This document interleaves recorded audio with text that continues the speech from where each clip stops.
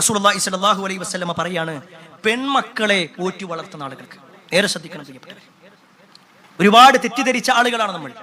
റസൂലുള്ളാഹി സ്വല്ലല്ലാഹു അലൈഹി വസല്ലം പറയാണ്, മൻ ആല ജാരിയതൈൻ ഹത്താ തബ്ലുഗ ജാഅ യൗമൽ ഖിയാമത്തി അന വഹുവ. ഒരാൾക്ക് 2 പെൺമക്കളുണ്ട്.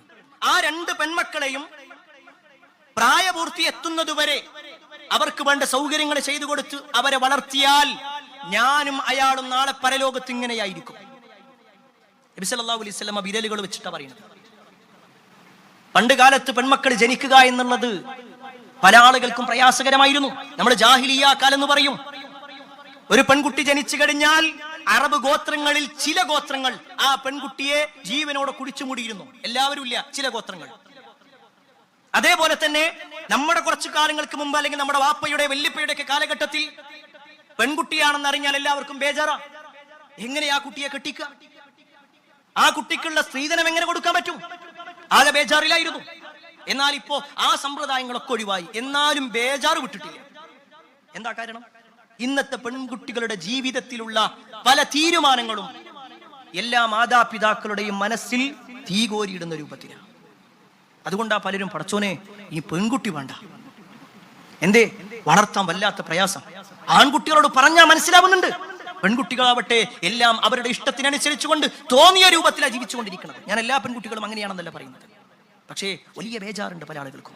പ്രിയപ്പെട്ട സഹോദരിമാരോടാ പറയണത്, നമ്മുടെ ഉമ്മാന്റെയും ഉപ്പാന്റെയും മനസ്സ് വേദനിപ്പിച്ചുകൊണ്ട് നമ്മൾ ഇഷ്ടപ്പെട്ടു എന്ന് പറയുന്ന ഒരാളുടെ കൂടെ നമ്മൾ പോകുമ്പോൾ 18 കൊല്ലം 20 കൊല്ലം നോക്കി വളർത്തിയ ഉമ്മയെയും ഉപ്പയെയും വിട്ടിട്ട് നമ്മൾ പോകുക.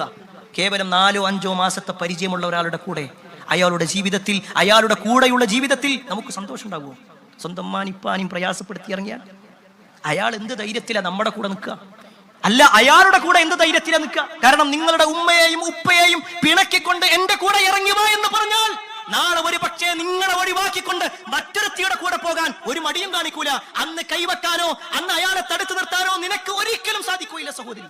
എന്താ കാര്യം? അയാൾ തിരിച്ചൊരു ചോദ്യം ചോദിക്കും, നിന്നെ വളർത്തിയ ഉമ്മാനും ഉപ്പാനും വിട്ടിട്ടാ നീ എന്റെ കൂടെ വന്നത് എങ്കിൽ നിനക്കെന്ത് യോഗ്യതയുണ്ട് എന്നെ തടുത്തു നിർത്താൻ? ആ ചോദ്യത്തിൽ പെട്ടുപോകും. ഒരാളുണ്ടാവില്ല പിന്നെ അവിടെ. പ്രിയപ്പെട്ട സഹോദരിമാർ ശ്രദ്ധിക്കണം, പെൺകുട്ടികൾ ശ്രദ്ധിക്കണം. നമ്മുടെ ഉമ്മയും ഉപ്പയും നമ്മുടെ ഭാവിയെക്കുറിച്ച് ഏറ്റവും കൂടുതൽ ആഗ്രഹത്തോടു കൂടി ജീവിക്കുന്നവരാണ്. നമ്മളെക്കാൾ കൂടുതൽ ആശങ്ക അവർക്കുണ്ട്. ഒരു പക്ഷേ നമ്മളെ രാത്രി ഏതെങ്കിലും ഒരുത്തന്റെ കൂടെ മെസ്സേജ് അയച്ച് അയാളുമായിട്ട് ചാറ്റ് ചെയ്തുകൊണ്ടിരിക്കുമ്പോ തൊട്ടുപ്പുറത്തുള്ള റൂമിൽ ഉമ്മാക്ക് കടിക്കാനുള്ള മരുന്ന് വാങ്ങാതെ വാപ്പ വരും. എന്നിട്ട് പറയും, മകളുടെ പഠനത്തിന്റെ ഫീസ് കൊടുക്കണമെങ്കിൽ ഇപ്പൊ മരുന്ന് വാങ്ങാനില്ല, എന്താ ഞാൻ ചെയ്യാ? ഉമ്മ പറയും, കുഴപ്പമില്ല, ഞാൻ സഹിച്ചോളാം, വേദന ഞാൻ സഹിച്ചോളാം. ഉമ്മയും വാപ്പയും നമ്മുടെ ഭാവിയെ കുറിച്ച് ഒരുപാട് ചർച്ച ചെയ്യുമ്പോ നമുക്കതിനെ കുറിച്ചൊന്നും ഒരു ചിന്തയില്ലാതെ ജീവിക്കുന്ന ആളുകൾ. ആരെയും കുറ്റപ്പെടുത്താനല്ല. അങ്ങനെ ഉമ്മാനും ഉപ്പാനൊക്കെ വിട്ടേച്ചു പോയാൽ എന്ത് സമാധാന ജീവിതത്തിലുണ്ടാകാം, എന്ത് സ്വസ്ഥതയുണ്ടാവുക? പ്രിയപ്പെട്ട സഹോദരിമാരോടാണ് നമ്മൾ അത്തരത്തിലുള്ള ബന്ധങ്ങളിലേക്ക് പോകുമ്പോൾ അള്ളാന്റെ അടുക്കൽ കുറ്റക്കാരാണ്. റസൂലുള്ളാഹി സ്വല്ലല്ലാഹു അലൈഹി വസല്ലമയുടെ കൂടെ ഒരിക്കലും നമുക്ക് സ്വർഗത്തിൽ എത്താൻ കഴിയൂല എന്ന് മാത്രമല്ല, സ്വന്തം ഉമ്മാനും ഉപ്പാനും പ്രയാസപ്പെടുത്തുന്ന ആളുകൾക്ക് നാളെ പരലോകത്ത് റസൂലുള്ളാഹി സ്വല്ലല്ലാഹു അലൈഹി വസല്ലമയുടെ കൂടെ സ്വർഗത്തിലെത്താൻ കഴിയൂല എന്നുള്ളത് തന്നെയാണ് നമ്മൾ പഠിച്ചത്. അതുകൊണ്ട് പ്രിയപ്പെട്ടവരെ, ഈ പറഞ്ഞ ഓരോ കാര്യങ്ങളും നമ്മുടെ ജീവിതത്തിൽ ഏറെ ശ്രദ്ധയോടുകൂടി തന്നെ കൊണ്ടുപോകുക. പ്രത്യേകിച്ച് അവസാനത്തിൽ പറഞ്ഞ പെൺകുട്ടികൾ ഒരു ബാധ്യതയായിട്ട് നമ്മൾ കാണണ്ട. നമ്മൾ അവരെ നോക്കുന്നുണ്ടോ? തീർച്ചയായും അള്ളാഹുവിന്റെ അടുക്കൽ വലിയ പ്രതിഫലമുണ്ട്.